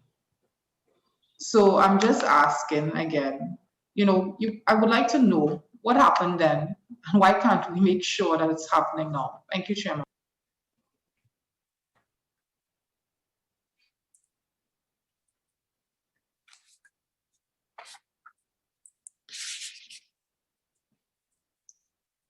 All right, you are coming in a bit broken. So I take it the question you're asking is that we had that reduction between 2017 and 18, and you want to know what is happening now, right? As I said, we are going to continue to look at the analysis of the information we have, and we are trying to look at those areas that have seen an increase in the outages and design and maintenance activities specifically to those areas. So we have pulled out from over the last 2 to 3 years all the data to identify general areas that are seeing frequent outages, and we are targeting those to identify the problems. One of it is the trees. The other one, we know we have this issue with the vermin, so we are trying to get some technology that will help us to install different things on the lines to prevent that. And the third one would be the use of that technology with those auto reclosures, whether they be the single phase, which is one we are looking at for the lines that just have one conductor on them, to supplement those with the 3-phase. So we are looking at it, and we do intend to get an improvement between that you should see by 2022, during 2022. So it is something we are paying close attention to. Thank you very much. Chairman, just one last question. I noticed that there was a drive to sort out illegal connections. If I could just get some information, and I would like, on behalf of the committee, some feedback. Are people responding? Right, so Mr. Francois, again, that falls under him, so he'll give you a feedback. Right, yes, so we would have had an amnesty, or we do have currently an amnesty program running, which encourages customers who have an illegal connection to come in and regularize that, because it is, for the most part, unsafe and can lead to serious injury and worse. So we have offered an amnesty, and we have had some traction. We have had roughly 47 customers who would have responded, and they would have come in and organize their installation so that they can regularize their connection and make it obviously safe and within the law. So it is taking some traction. Right, I just want to make I want to just add on the aspect of the illegal connection. So we encourage customers, we have encouraged customers over this period. You would have had customers who may have either connected themselves from the commission infrastructure directly and is receiving an electricity supply with an unmetered electricity supply. There are many different situations that are occurring where the customers are not in compliance with the commission requirements. We've gone out there, we have offered this amnesty to encourage the customers to make whatever changes that is necessary, and that we would have, over that particular period, we would have foregone having to bill them for capacity used over that particular period, or any period the regulator, the RIC, allows us to go back over a particular period to retroactively bill customers. Hence the reason for the amnesty.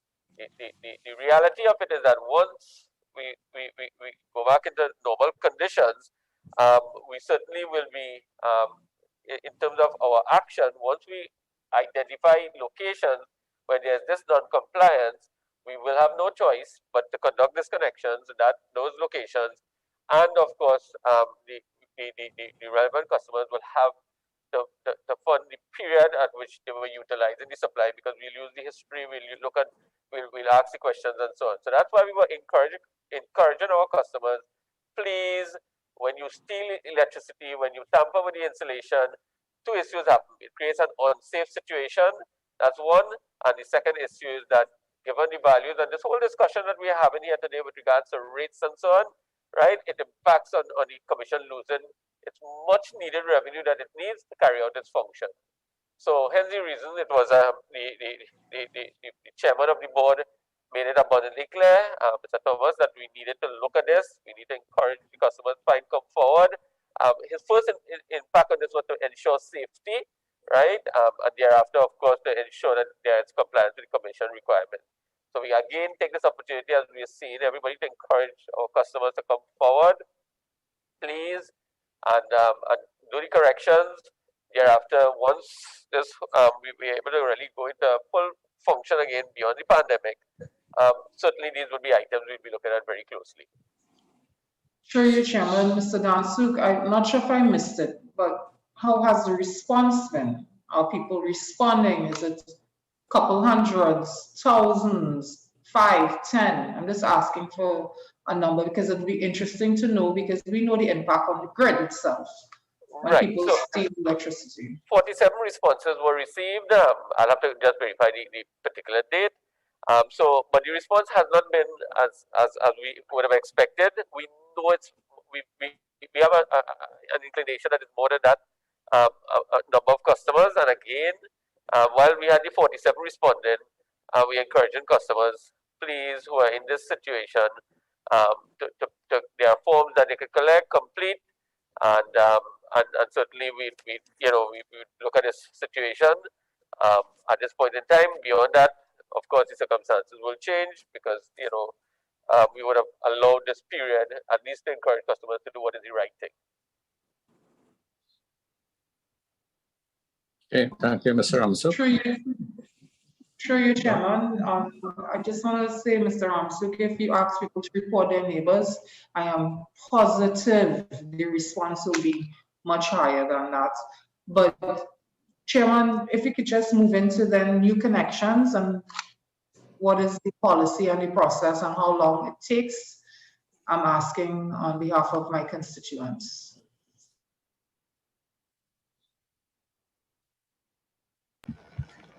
Right. Right. So a new connection can take, well, it depends on what exists, what infrastructure exists, close to the residence or to the structure that is requesting the new connection. So if it is that all our infrastructure exists, then the process is very quick, and the customer can get a connection within a few days, a week, 2 weeks, that kind of time frame. However, if it is that we have to install plant HV and LVs, then that requires extensive surveys, designs. It may require the customer to pay a capital contribution, and that process can take a much longer period because once the customer has to pay funds, then that will certainly lengthen the time, right? But so it can go into months. So it can take, so based on what exists, what plant exists, it can go from days to weeks to months. Thank you.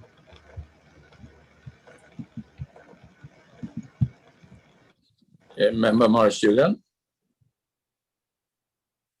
Thank you very much, Chairman. That will be all for me.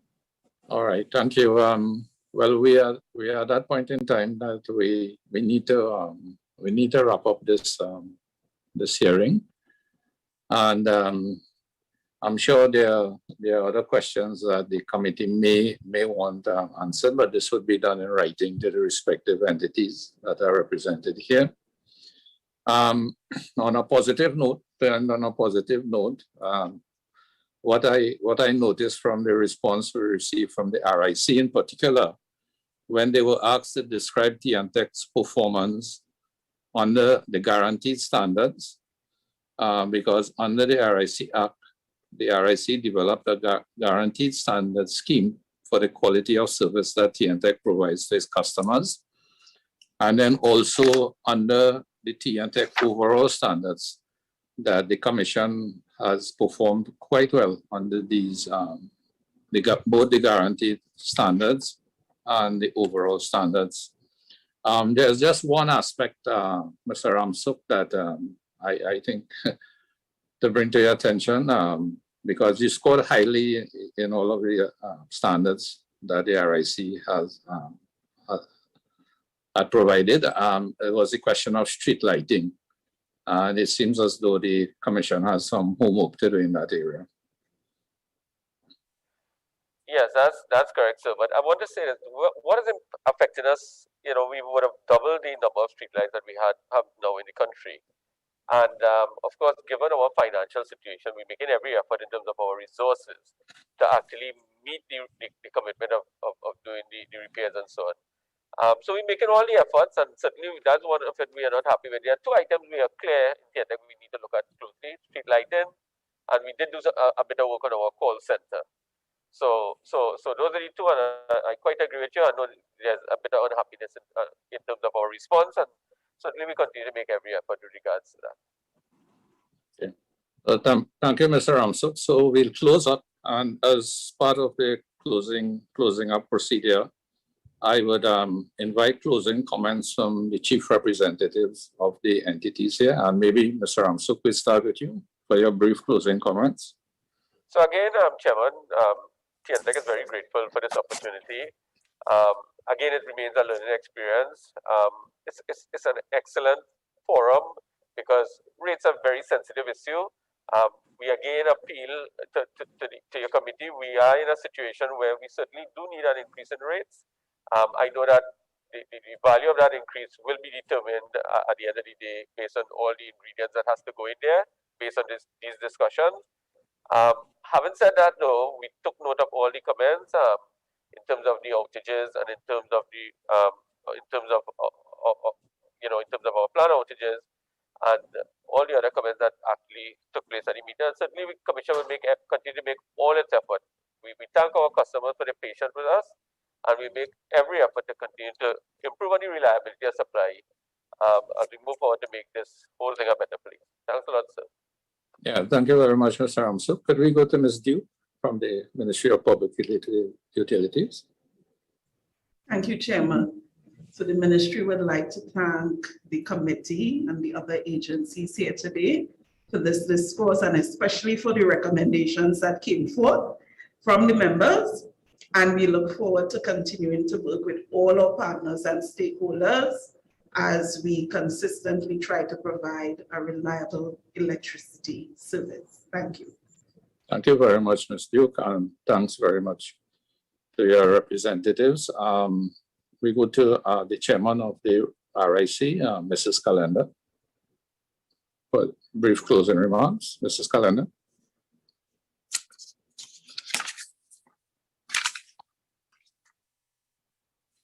Trying to unmute myself. Thank you very much, Chairman. The RIC wishes to thank the committee and the stakeholders for the opportunity to participate and contribute to improving T&TEC's performance.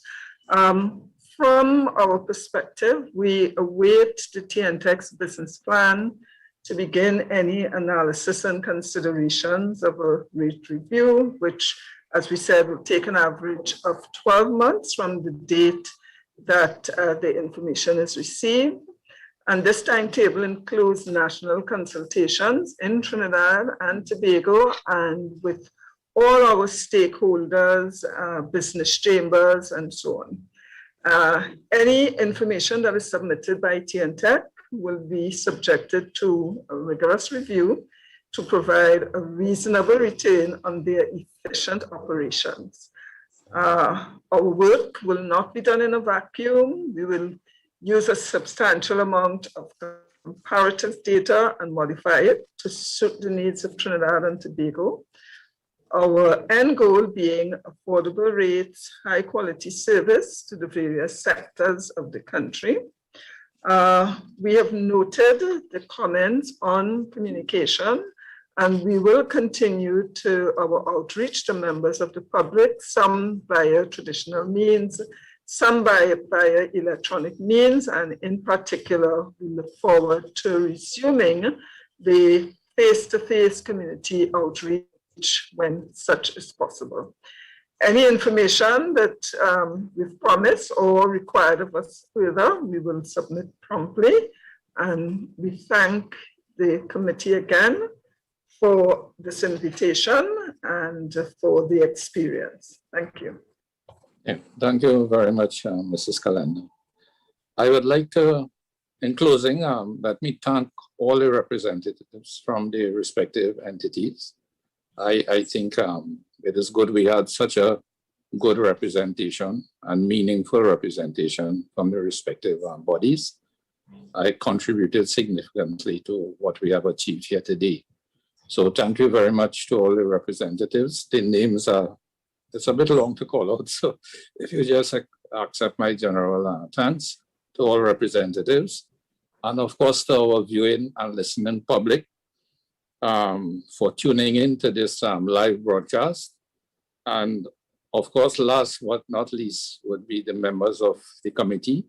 Thank you, members, very much for your participation and your engagement of the representatives of the various entities. And in closing, I must thank our hardworking and efficient secretariat to this committee, headed by Mr. Johnson Greenwich. So thanks, everyone. Until next time. You're welcome. Thank you, Chairman. Thank you. Good afternoon. Thank you, Chairman. Everyone, thank you. Thank you. Thank you. Thank you, Chairman and everyone. Thank you, Chair.